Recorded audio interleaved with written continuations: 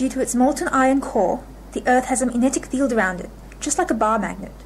This magnetic field extends outwards into space, forming a big bubble that we call the magnetosphere.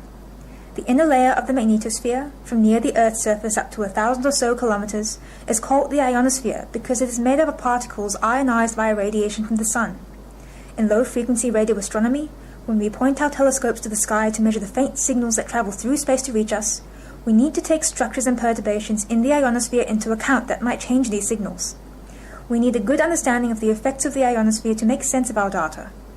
Pictured near the surface, the Earth's magnetic field lines run parallel and come out at an angle to the ground.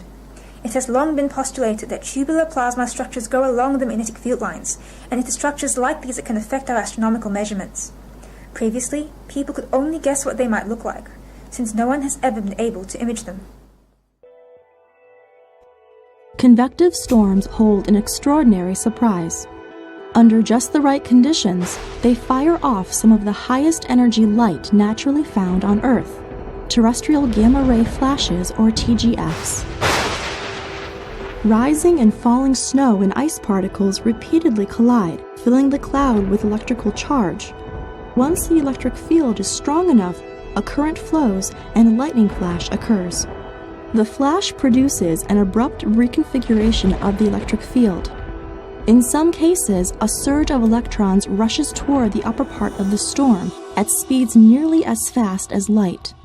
When deflected by air molecules, these accelerated electrons give off gamma rays, producing a TGF.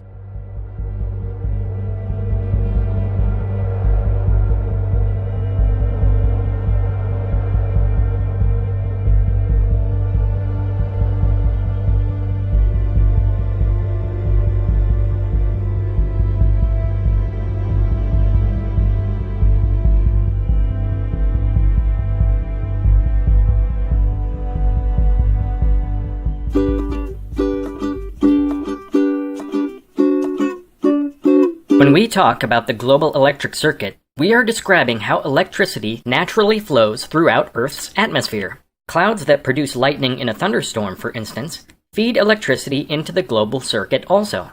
They're all a part of the same system. Scientists are just beginning to understand the relationships between the different events that affect it. Could the amount of electricity in the atmosphere change the way clouds and storms develop?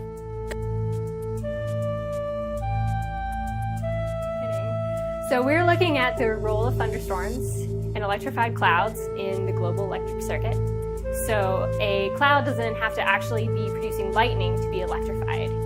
And there's what we call a Wilson current that generally runs from the top of the cloud into the ionosphere and helps feed the global electric circuit. So in the typical thunderstorm setup, it's a source of charge. In the reverse setup, or the opposite polarity, it's generally a sink. So we're hoping to find some parameters of thunderstorms, like we're looking at the speed of the updraft and how much ice is in there, and we're hoping we can relate that to how strong or weak the current is.